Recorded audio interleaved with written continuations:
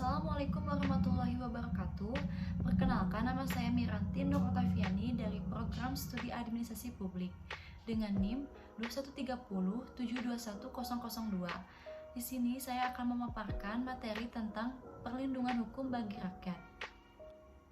Materi pertama yang akan saya bahas yaitu tentang pengertian perlindungan hukum, dan yang kedua, macam-macam perlindungan hukum.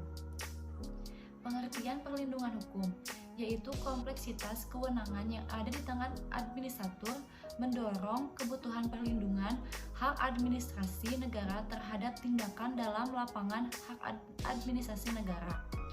Hukum tidak lain adalah perlindungan kepentingan manusia yang berbentuk kaedah atau norma. Hukum sebagai kumpulan peraturan atau kaedah mengandung isi yang bersifat umum dan normatif. Umum karena berlaku bagi setiap orang dan normatif karena menentukan apa yang seyogianya dilakukan, apa yang tidak boleh dilakukan atau harus dilakukan, serta menentukan bagaimana caranya melaksanakan kepatuhan pada kaedah-kaedah. Keberadaan hukum dalam masyarakat merupakan sarana untuk menciptakan ketentraman dan ketertiban masyarakat, sehingga dalam hubungan antara anggota masyarakat yang satu dengan yang lainnya dapat dijaga kepentingannya. Wujud dari peran hukum yang demikian adalah dengan memberikan perlindungan hukum kepada anggota masyarakat yang kepentingannya terganggu. Apabila terjadi persengketaan, maka harus diselesaikan menurut hukum sehingga dapat dihindari tindakan main hakim sendiri. Permasalahan yang berkaitan dengan hukum administrasi negara. Yang pertama, munculnya pola administrasi negara yang tidak standar.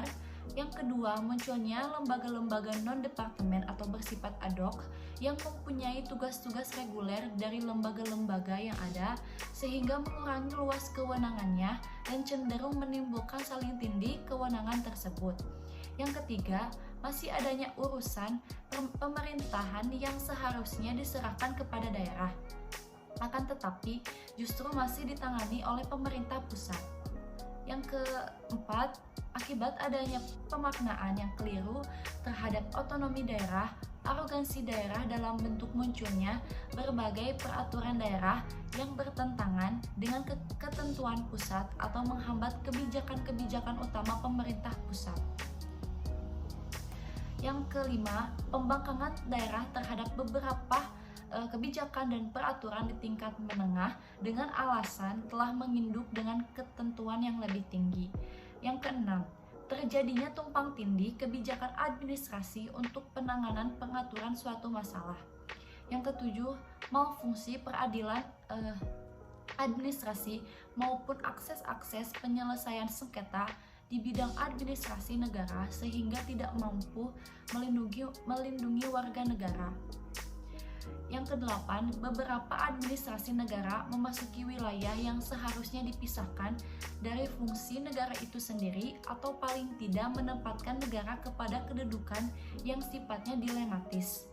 Yang terakhir, penalisasi hukum administrasi adalah suatu proses pengancaman suatu perbuatan yang dilarang dengan sanksi. Lanjut dengan pembahasan yang lain, yaitu tentang tindakan pemerintah. Tindakan pemerintah yang pertama ada regeling. Regeling adalah tindakan pemerintah yang bersifat mengatur dan bersifat umum. Cirinya adalah perbuatan ini merupakan suatu keputusan yang mengatur dan ditunjukkan untuk umum. Contohnya adalah mengeluarkan peraturan-peraturan yang bersifat umum. Yang kedua, beshiking. Beshiking adalah tindakan pemerintah yang bersifat konkret, individual, dan final. Cirinya adalah perbuatan ini merupakan suatu keputusan yang ditunjukkan kepada pihak-pihak tertentu, contoh rapor siswa sekolah, izin mendirikan bangunan, dan surat keputusan pemecatan pegawai negeri sipil. Yang ketiga, material DAAD. Material DAAD adalah tindakan pemerintah berupa perbuatan material. Cirinya adalah perbuatan tersebut tampak dan nyata atau bisa dikatakan dapat dilihat secara kasat mata. Contoh, perbaikan jalan, pemotongan pohon, pembuatan gorong-gorong, dan pembuatan jembatan. Yang keempat, balance legal discretionary, yaitu peraturan kebijakan ini sebenarnya adalah jenis tindakan administrasi negara dalam bidang hukum publik yang bersegi satu. Tindakan pemerintah yang merugikan, yang pertama, perbuatan melawan hukum atau penguasa, yang kedua, perbuatan melawan undang-undang, yang ketiga, perbuatan yang tidak tepat, yang keempat, perbuatan yang tidak bermanfaat, dan yang terakhir, perbuatan yang menyalahgunakan wewenang. Lanjut pembahasan yang kedua tentang macam-macam perlindungan hukum. Macam-macam perlindungan hukum menurut M. John membedakan dua macam perlindungan hukum, yakni perlindungan hukum yang bersifat preventif dan perlindungan hukum yang bersifat represif. Apa itu perlindungan hukum bersifat preventif? Yaitu bahwa hukum mampu mencegah terjadinya sengketa. Dengan kata lain, tujuan dan perlindungan adalah memberikan jaminan keamanan yang sebenarnya bagi para pihak. Fungsi perlindungan ini dituangkan dalam bentuk pengaturan pencegahan yang pada dasarnya merupakan patokan bagi setiap tindakan yang akan dilakukan masyarakat yang meliputi seluruh aspek tindakan manusia termasuk risiko dan pengaturan prediktif terhadap bentuk penanggulangan terhadap risiko tersebut. Perlindungan hukum yang bersifat represif yakni berfungsi sebagai penanggulangan. Fungsi ini dituangkan dalam bentuk penyelesaian atau pemulihan sebagai akibat dari tindakan terdahulu para pihak. Perlindungan hukum bagi rakyat atas perbuatan melawan hukum yang dilakukan oleh penguasa dapat dilakukan oleh beberapa badan. Yang pertama, Badan Tata Usaha Negara melalui upaya administratif dan melalui gugatan. Apabila untuk menyelesaikan sengketa tersebut tersedia upaya administratifnya, maka wewenang untuk menyelesaikan sengketa terlebih dahulu ada pada Badan Tata Usaha Negara. Pengadilan Tata Usaha Negara baru memiliki wewenang untuk menyelesaikan sengketa tersebut setelah seluruh upaya administratif yang tersedia itu telah ditempuh oleh para pihak yang bersengketa. Kewenangan dari Badan Tata Usaha Negara untuk melakukan tindakan penilaian terhadap perbuatan atau tindakan KTUN dari pejabat tata usaha negara tersebut mencakup segi hukum atau rehmatigate dari segi kebijaksanaan dogmatigate. Oleh karenanya, penyelesaian sengketa melalui Badan Tata Usaha Negara dikatakan merupakan pemeriksaan yang lengkap berdasarkan ketentuan pasal 48 Undang-Undang Nomor 5 Tahun 1986 tentang Peradilan Tata Usaha Negara atau UU PTUN. Upaya administratif ada dua bentuk, yang pertama banding administratif dan yang kedua upaya keberatan. Melalui upaya administrasi di pasal 48 Jo pasal 51 ayat 3 Undang-Undang Nomor 5 Tahun 1986. Upaya administrasi adalah suatu prosedur yang dapat ditempuh dalam menyelesaikan masalah sengketa tata usaha negara oleh seseorang atau badan hukum perdata apabila ia tidak puas terhadap suatu keputusan tata usaha negara dalam lingkungan administrasi atau pemerintah sendiri. Bentuk upaya administrasi yang pertama, banding administratif, yaitu penyelesaian upaya administrasi yang dilakukan oleh instansi atasan atau instansi lain dari yang mengeluarkan keputusan yang bersangkutan. Dan yang kedua, keberatan, yaitu penyelesaian upaya administrasi yang dilakukan sendiri oleh badan atau pejabat tata usaha negara yang mengeluarkan keputusan itu. Melalui gugatan Vide pasal 1 angka 5 Jo pasal 53 Undang-Undang Nomor 5 tahun 1986, apabila di dalam ketentuan perundang-undangan yang berlaku tidak ada kewajiban untuk menyelesaikan sengketa tata usaha negara tersebut melalui upaya administrasi, maka seseorang atau badan hukum perdata tersebut dapat mengajukan gugatan ke pengadilan tata usaha negara. Subjek atau pihak-pihak yang berperkara di pengadilan tata usaha negara ada dua pihak, yaitu pihak penggugat, yaitu seseorang atau badan hukum perdata yang merasa kepentingannya dirugikan dengan dikeluarkannya keputusan tata usaha negara oleh badan atau pejabat tata usaha negara baik di pusat atau di daerah.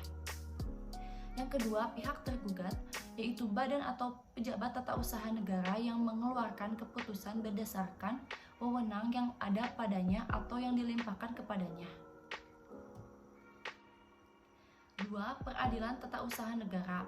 Peradilan tata usaha negara adalah lingkungan peradilan yang dibentuk dengan tujuan menjamin kedudukan warga masyarakat dalam hukum. Secara umum, peradilan tata usaha negara atau PERATUN merupakan lingkungan peradilan dibentuk dengan tanda disahkannya Undang-Undang Nomor 5 Tahun 1986 pada tanggal 29 Desember 1986. Peradilan tata usaha negara menjadi lembaga hukum di bawah Mahkamah Agung atau MA yang membantu menyelesaikan sengketa tata usaha negara atau TUN. Fungsi peradilan tata usaha negara yang pertama melakukan pembinaan pejabat struktural dan fungsional serta pegawai lainnya baik menyangkut administrasi, teknis, justisial maupun administrasi umum. Yang kedua, melakukan pengawasan atau pelaksanaan tugas dan tingkah laku hakim dan pegawai lainnya. Yang ketiga, menyelenggarakan sebagian kekuasaan negara di bidang kehakiman. Tugas peradilan tata usaha negara. Dalam laman resmi PT UN juga dijelaskan tugas peradilan tata usaha negara sebagai berikut. Yang pertama, menerima, memeriksa, memutus, dan menyelesaikan sengketa tata usaha negara atau TUN. Yang kedua, meneruskan sengketa-sengketa tata usaha negara atau TUN ke Pengadilan Tata Usaha Negara atau PTUN dan Pengadilan Tinggi Tata Usaha Negara atau PTTUN yang berwenang. Yang ketiga, peningkatan kualitas dan profesionalisme hakim. Yang keempat, meningkatkan kepercayaan masyarakat terhadap lembaga peradilan guna meningkatkan dan memantapkan martabat dan wibawa aparatur dan lembaga peradilan. Yang kelima, memantapkan pemahaman dan pelaksanaan tentang organisasi dan tata kerja kepaniteraan pengadilan tata usaha negara. Yang keenam, membina calon hakim dengan memberikan bekal pengetahuan di bidang hukum dan administrasi peradilan tata usaha negara atau PTUN agar menjadi hakim yang profesional. 3. Peradilan umum. Berdasarkan ketentuan pasal 50 Undang-Undang Nomor 2 Tahun 1986 menyebutkan bahwa pengadilan umum berwenang memeriksa, memutus, dan menyelesaikan perkara perdata. Alasan menggugat pejabat tata usaha negara didasarkan pada ketentuan pasal 1365 BW tentang onrehmatig di AAD yang memuat unsur-unsur yang pertama perbuatan melawan hukum, yang kedua menimbulkan kerugian bagi orang lain, yang ketiga adanya hubungan kualitas antara perbuatan dan kerugian, yang keempat adanya unsur kesalahan. Gugatan yang didasarkan pada pasal 1365 BW hanya menyangkut tuntutan ganti kerugian. Hal ini disebabkan bahwa menurut ketentuan peraturan pemerintah Nomor 43 Tahun 1991 tentang ganti rugi dan tata cara pelaksanaannya, pada Pengadilan Tata Usaha Negara disebutkan bahwa besarnya tuntutan ganti rugi yang dapat diperoleh penggugat paling sedikit 250.000 dan paling banyak 5 juta rupiah. Sekian pemaparan materi yang dapat saya sampaikan. Mohon maaf bila ada kesalahan dalam penyampaian materi. Wassalamualaikum warahmatullahi wabarakatuh.